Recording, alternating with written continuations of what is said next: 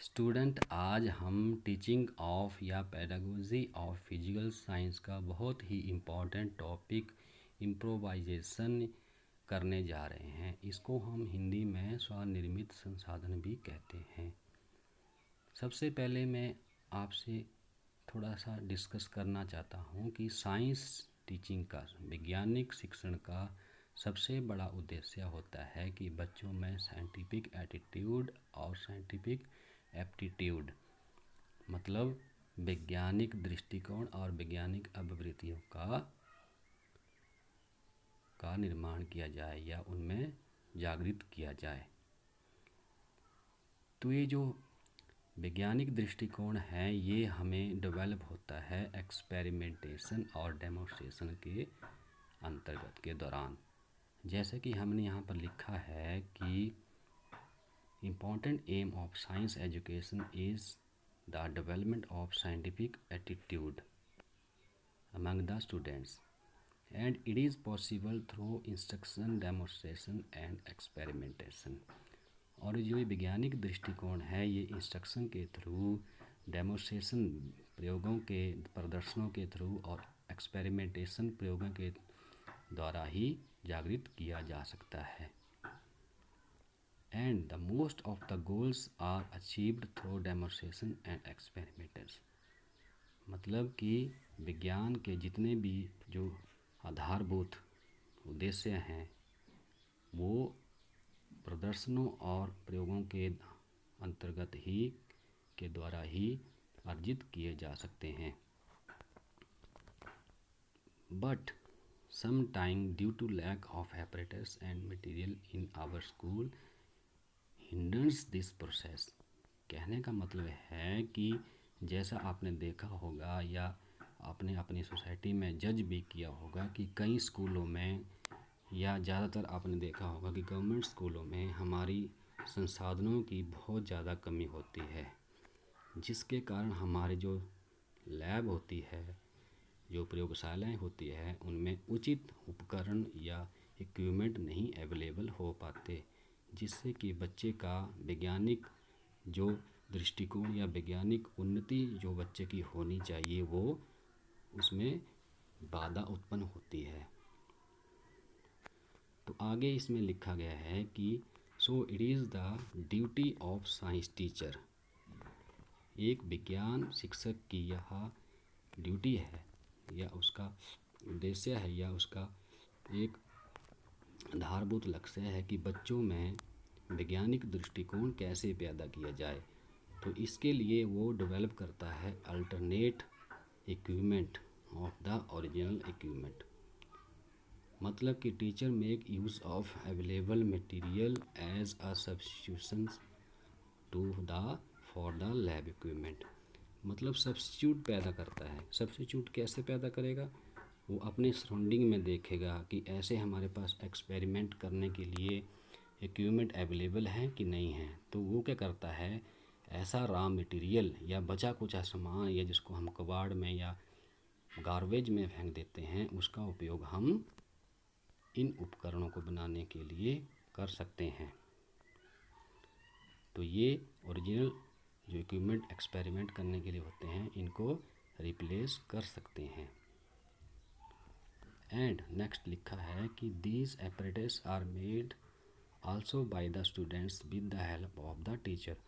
और ऐसा नहीं है कि ये सारा का सारा काम अध्यापक ही करता है, परंतु बच्चे भी अध्यापक के साथ मिलकर इस काम को कर सकते हैं, जिससे कि बच्चों में एक इंस्पायरेशन पैदा होती है, वैज्ञानिक दृष्टिकोण से बच्चों में पैदा हो पाता है। And these equipment are inexpensive and display some process of science. और जो ये उपकरण होते हैं कम खर्चीले होते हैं, जो कि साइंस के छोटे मोटे प्रोसेसेस करने के लिए बहुत ही उपयोगी हो पाती हैं। मतलब कि इस तरह के जो एक्सपेरिमेंट होते हैं, इक्विपमेंट का उपयोग हम छोटी कक्षाओं में ज़्यादातर करते हैं, क्योंकि इनका उपकरणों का स्टैंडर्डाइजेशन कम होता है। और नेक्स्ट लिखा है they collect the raw material from their nearby surrounding and make some useful things for science experimentation, मतलब कि अध्यापक और जो बच्चे हैं अपने नियर बाय सराउंडिंग से ऐसे ऐसे संसाधनों का, ऐसे ऐसे सामानों का उपयोग करते हैं या इकट्ठा करते हैं जिससे यूज़फुल थिंग्स, यूज़ मतलब उपयोगी चीज़ें बन सकें जो कि साइंस के एक्सपेरिमेंट करने के लिए बहुत ही उपयोगी होते हैं। सो such a way we can say that such type of low cost equipments are called as the improvised apparatus। तो हम कह सकते हैं कि इस तरह के जो लो कॉस्ट इक्विपमेंट होते हैं उनको ही हम इम्प्रोवाइज्ड apparatus या स्वनिर्मित संसाधन उपकरण कहते हैं। नेक्स्ट हम करेंगे इस टॉपिक की कैरेक्टरिस्टिक्स। कैरेक्टरिस्टिक्स मीन्स कि विशेषताएं को हम नेचर भी कह देते हैं कई बार, पर ज़्यादातर विशेषताएं मीनिंग के बाद, किसी भी टॉपिक की मीनिंग देने के बाद उसकी विशेषताएं बतानी जरूरी होती हैं। तो इन दिस केस सबसे पहली विशेषता जो लिखी गई है वो है इस टॉपिक के बारे में, such tools are cheap and easier to prepare. जैसा कि पहले भी मैंने डिस्कस किया कि इस तरह के जो उपकरण होते हैं वो सस्ते और आसानी से बनाए जा सकते हैं। सेकंड है raw material are easily available either free और एट लो कॉस्ट। इस तरह के मटेरियल मतलब आसानी से अवेलेबल होते हैं, फ्री ऑफ कॉस्ट होते हैं या उनकी कीमत ही बहुत कम होती है या कई बार नहीं होती। थर्ड है material do not involve specialised skill.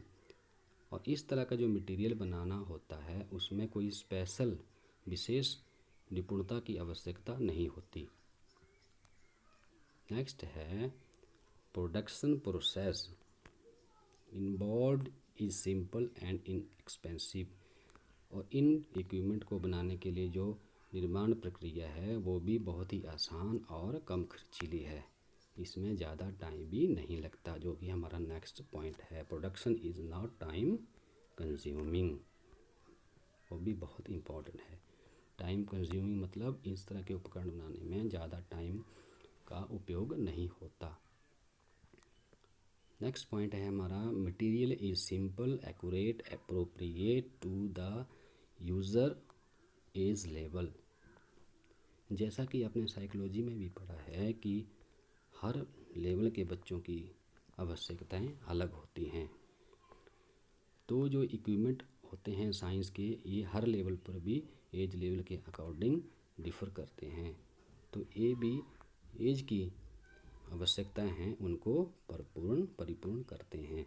इस तरह के एक्सपेरिमेंट छोटे बच्चे को हम छोटे देते हैं, थोड़े कम डिफ़िकल्ट देते हैं, और बड़े बच्चे को ज़्यादा डिफ़िकल्ट लेवल का प्रोजेक्ट भी दे सकते हैं। नेक्स्ट है हमारे पास material are be easily and effectively used by teacher and peoples. क्योंकि आपने देखा है कि ये जो मटेरियल होता है बच्चे खुद ही बनाते हैं, अध्यापक भी खुद बनाते हैं, तो इसलिए उसको हैंडल करना आसान होता है अध्यापक और बच्चों के लिए। नेक्स्ट एंड लास्ट पॉइंट है material stimulate thinking reacting discussing during the experimentation. मतलब क्या है कि इस तरह के मटेरियल क्या करते हैं, बच्चों में नई चिंतन शक्ति का विकास करते हैं, स्टिमुलेट करते हैं, उनमें रिएक्शन देते हैं, डिस्कस करते हैं एक्सपेरिमेंटेशन के दौरान। परंतु ज़्यादातर मैं कहना चाहता हूँ कि विज्ञान शिक्षण क्या है, ये क्रियात्मक है। क्रियात्मक मतलब बच्चे अपने हाथों से काम करेंगे तो उनमें ज़्यादा उसका विकास होगा, उसका डेवलपमेंट होगी साइंटिफिक एटीट्यूड की, साइंटिफिक एप्टीट्यूड की, जिससे उनकी साइकोलॉजिकल नीड भी परिपूर्ण होती हैं। तो ये था हमारा आज का टॉपिक, कल हम इसका पार्ट 2 करेंगे। Okay, have a nice day.